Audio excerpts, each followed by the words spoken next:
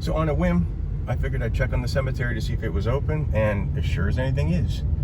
So I decided to zoom on in person, get it, see what I did there, and have a look for myself.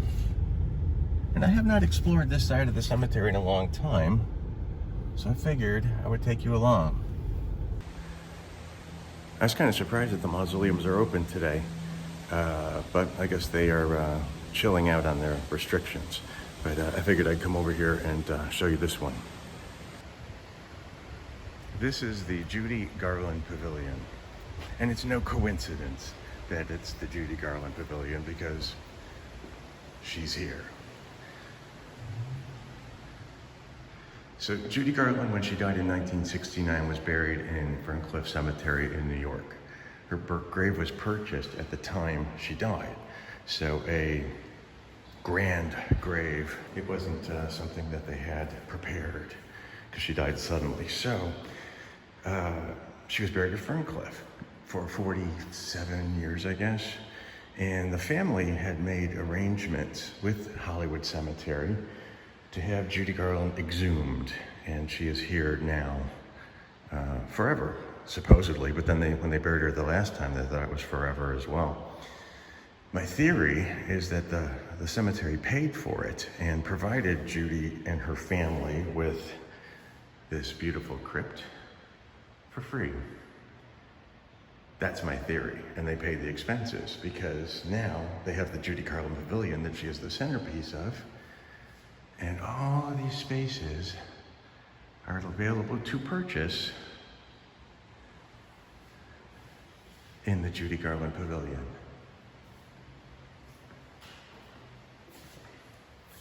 Poppies and rainbows and Star Wars and slippers. So it was a really wise idea. A good business investment, share. A good business investment to pay for Judy's expenses, which is not confirmed, but I'm pretty sure of it. My buddy Jim. Pretty sure they paid and provided this family their space for free. So Judy now is within steps of Mickey Rooney, whether she likes it or not.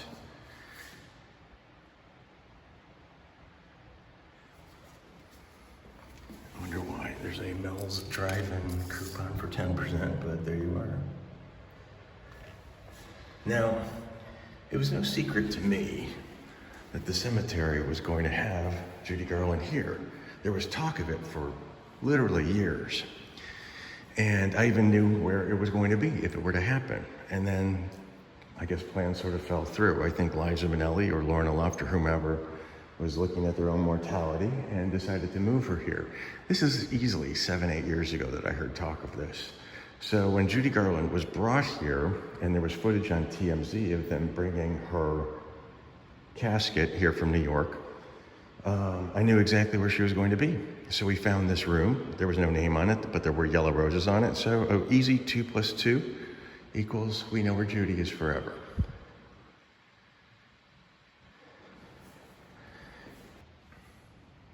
On the 50th anniversary of Judy's death in 2019, Lorna Luft put this up here for visitors.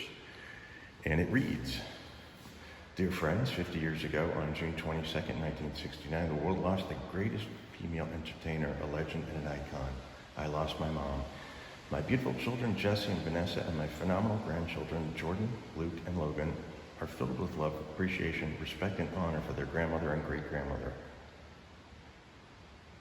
They have learned through me about her immeasurable talent, her hilarious sense of humor, brilliant mind and selflessness to her friends, her unconditional love to her fans, for her fans, who she was so grateful for, and her love and respect for all who loved her back. I wanted to take the time to thank you all for the outpouring of love, support, and shared memories I've received today and all over these past years. I'm so filled with love and appreciation for having had the most loving mother in the world. With love, Lorna and Colin, Jesse, Jamie, Jordan, and Luke, Vanessa, Patrick, and Logan." Nothing from Liza, nothing from Joey, but they're adults. They could have done it, Yeah, they wanted to. They did their own thing in their own time, in their own way, I'm sure. So here she is, Judy Garland.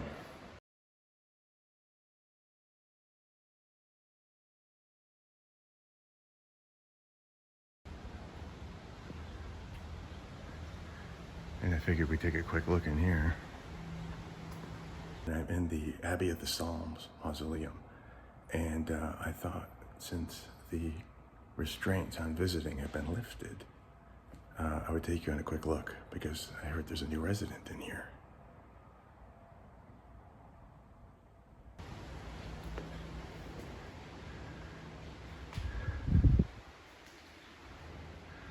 See, in order to make cemeteries more profitable, and since land is at a premium, they build more walls. They extend them by about 1.5 feet, 2 feet, and they build more niches, like these. These are probably, I don't know, 10, 15 years old, but it's like the expression, money from old rope. Because this space was just sitting here, and now it's premium. And I like the way that people can personalize their burial niches now.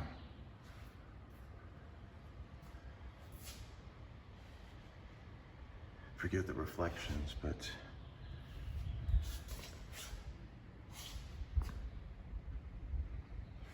you can do whatever you like. There are a couple of celebrities in here.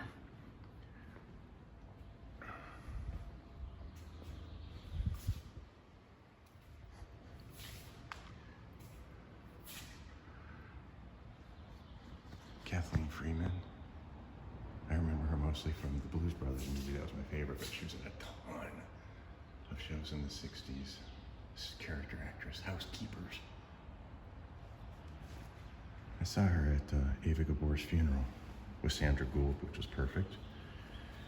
Let's see, who else is over here?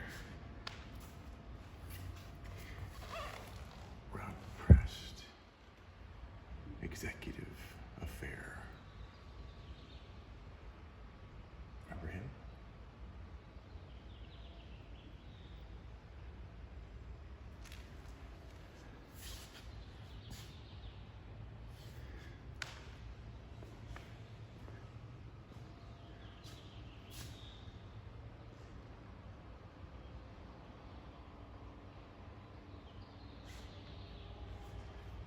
I love that. You can just choose the way you want to be inurned.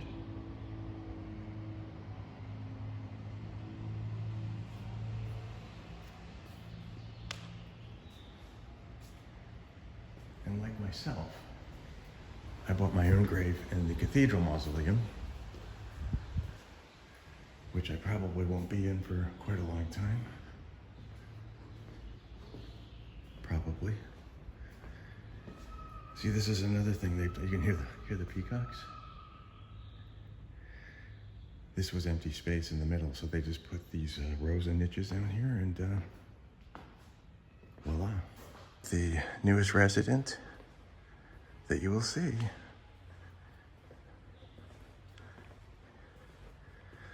The father of the surf guitar. Dick Dale.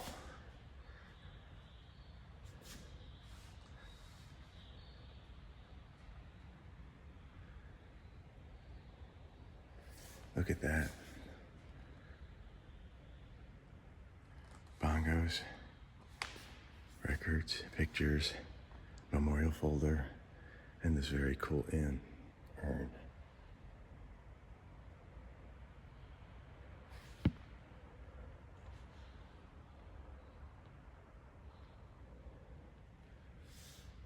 The father of surf music.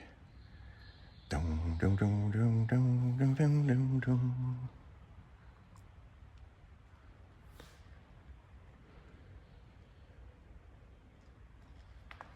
Dick Dale, the legend, is forever home.